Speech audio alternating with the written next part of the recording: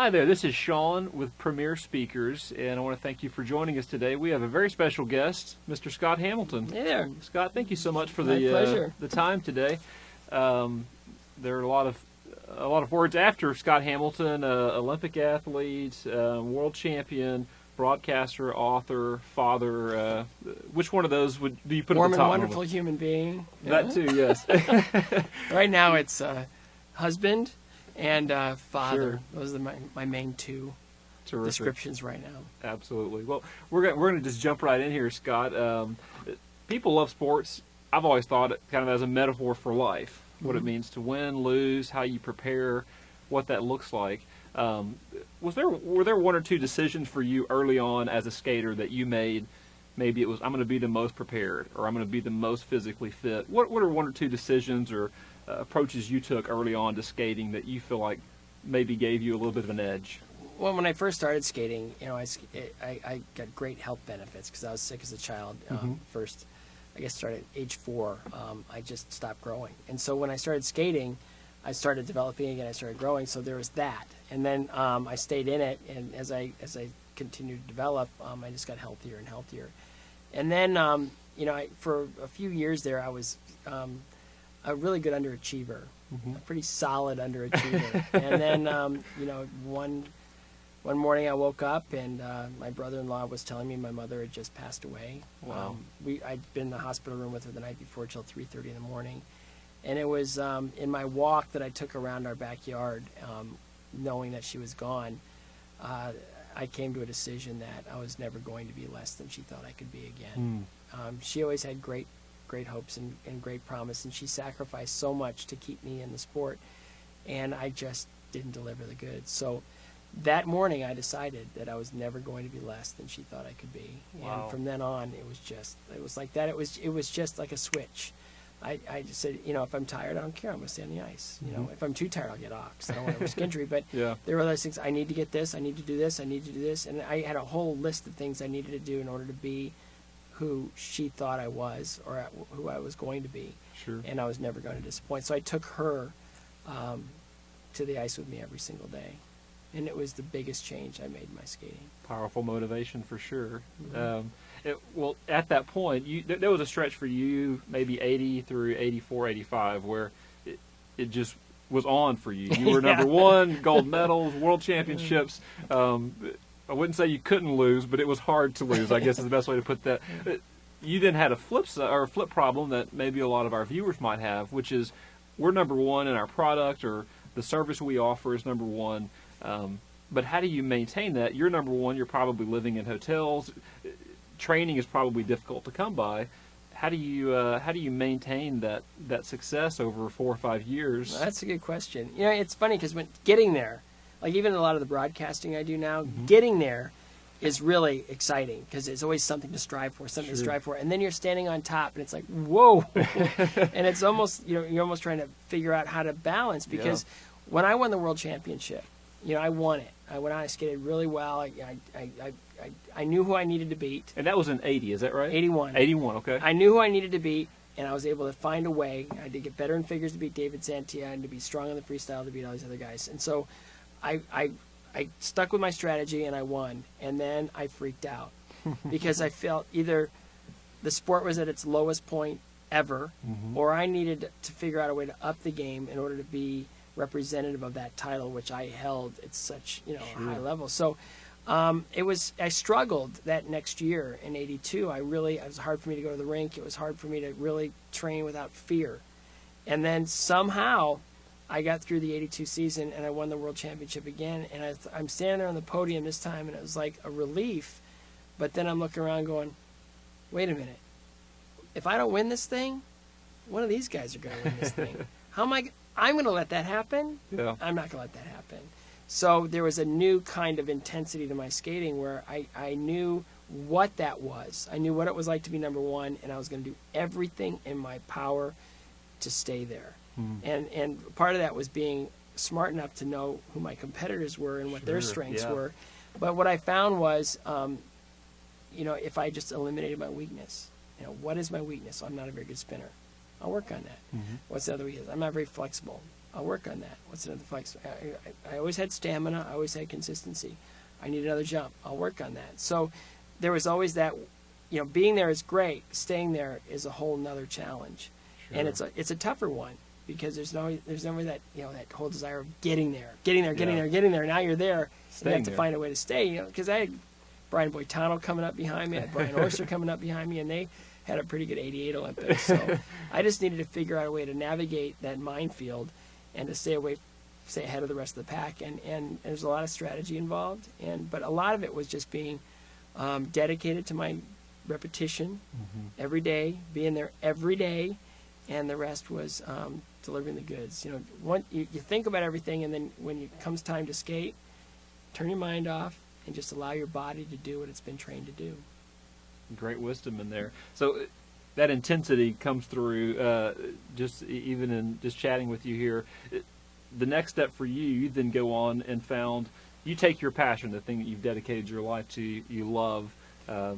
You then found what becomes Stars on Ice. Well, correct? Yeah. Well, that came out of a whole nother thing. See, 84, it was purely amateur back then. So in 1984, I was broke, living in a friend's basement with his parents, right? After being world champion, Olympic champion, well, all these there's things. no money. I mean, Right, I was just training, and I was lucky that I was supported. I was sponsored, but I had gas money. That was about it, because I was allowed to make so much. So when I turned pro in 1984, I joined the Ice Capades, and the president of Ice Capades said at the time, "You're lucky you won the Olympics because you're too short to be in the chorus line." There was no place for guys. Right. There was no place for men in figure skating. No one had really broken through and had a big career. And I decided I really wanted that. I wanted to build an audience. I wanted to have something more than what I'd seen in the past. And I had some good role models that were great show skaters and great entertainers. And so I decided that I'm going to just dedicate everything to build that career. Well, after 2 years with the Ice Capades, they were changing ownership. And the new owner didn't want a male star. So I never missed a show. I skated my top level for 2 straight years. I was a model employee. And pushed aside. And I was let go. And now, because there's nothing, what do I do? And so Bob Kane, who was my manager at the time, said, let's build a little tour. Let's start a little tour. And so we started 5 college rinks in the Northeast. That became ultimately a 60-city tour 15 years later. For me, it was my final year as a cast member of Stars on Ice, but 15 years later, Amazing. We were selling out Madison Square Garden. I mean, we had this huge business, and it was extraordinary. And all of it came from just working really hard, making really good decisions, and putting the audience first, always. Who are we there for? I'm not there to impart my vision of what I feel, my artistry, and it's not. I mean, it's about, okay, what's going to get them on their feet? What do they want to see? What can I do to get them on their feet? Because if I can get them on their feet, they're coming back. And here's the other side of it. All those men that are in the audience with their wives that don't really want to be there, if I can get them on their feet, I got something. Kudos to you. Because now I'm starting to build a career. And so Stars on Ice was something that was an opportunity given that I just wasn't going to let fail. I did crew at times. I was a cheerleader. I was the guy that was a schmoozer.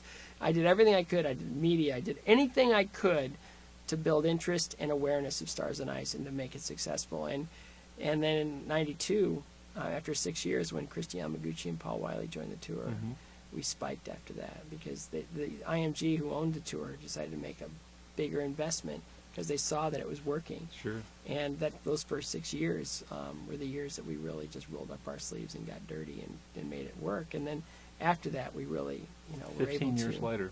Yeah, over a 15-year overnight success. Yeah. Well, and on that point, so many people who are watching here may say, I'm a physician, I love to care for patients. It's the 3 or 4 hours of business that I have to follow through on that. Or I developed a product, I'm passionate about it, I feel like it's a great product. It's all the business side of it that may drain some of your passion and desire. Well, what's maybe just one nugget you could share? This is the thing you'd given your life to. You love skating. You're passionate about it. How did you let the business not weigh you down? It was compulsory figures. Those figure eights? Yeah, sure. I despised them. It was boring. You know, I wanted to jump, I wanted to spin, I wanted to perform. Sure. And then to be stuck for 4 out of my 6 hours on the ice a day, I was tracing circles, very quietly tracing circles. It wasn't until I was headed into the '84 season, when you had a lot of these great free skaters, I realized the only way I can distance myself from them was by being better at the compulsory figures than anybody else. So in order to have a strong practice, a strong business, there are some of those fundamental things that aren't enjoyable that really will define your success. You know, it's not just about, you know, the icing, it's what's in the cake, you know. And for me, it was, you know, learning how to manipulate an edge to draw a perfect circle and to do it again and again and again. When I competed in '84, having despised compulsory figures all those years, I won the first figure 5 judges to 4. The second figure I won 7 judges to 2. That went another direction. And the third figure was 9 judges to 0. Went with me.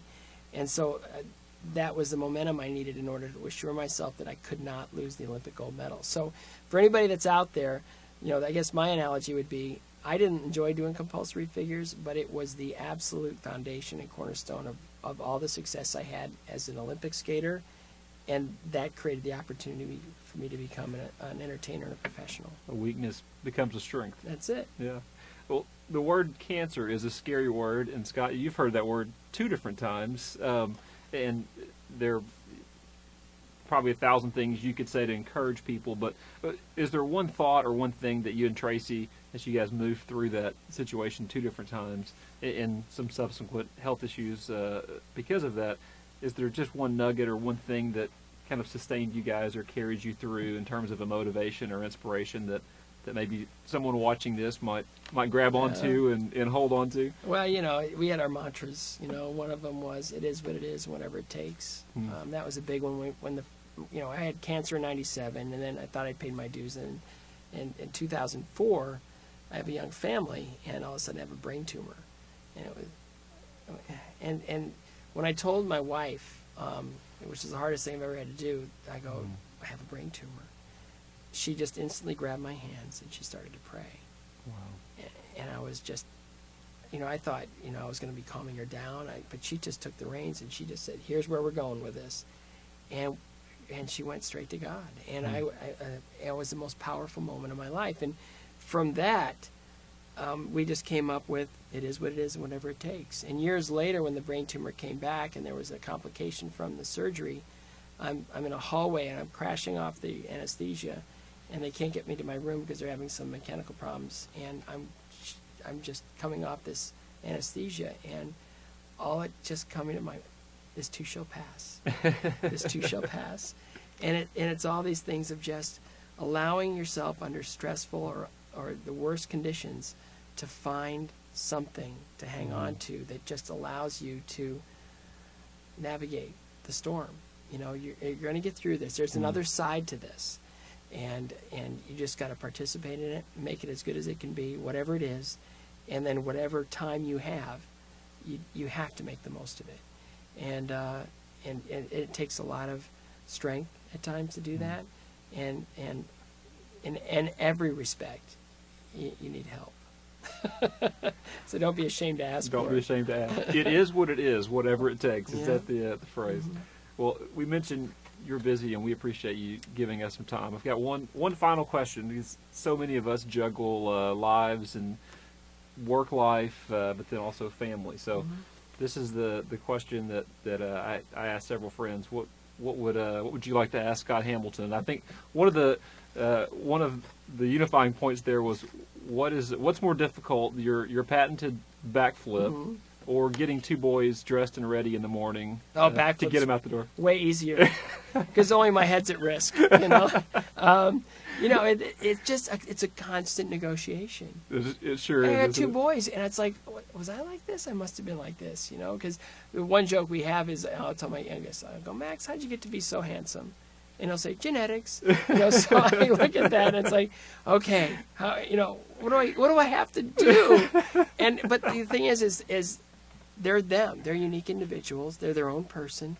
I just have to nurture that part so that they can always know that their life is theirs, and that they're going to be armed to the teeth to be able to deal with whatever comes after him. So backflip's way easier. Backflip is way easier. You heard it here. Scott Hamilton says backflip is much easier than getting two boys dressed and ready and out the door Out the door in the to morning. school or daycare, church, whatever that is.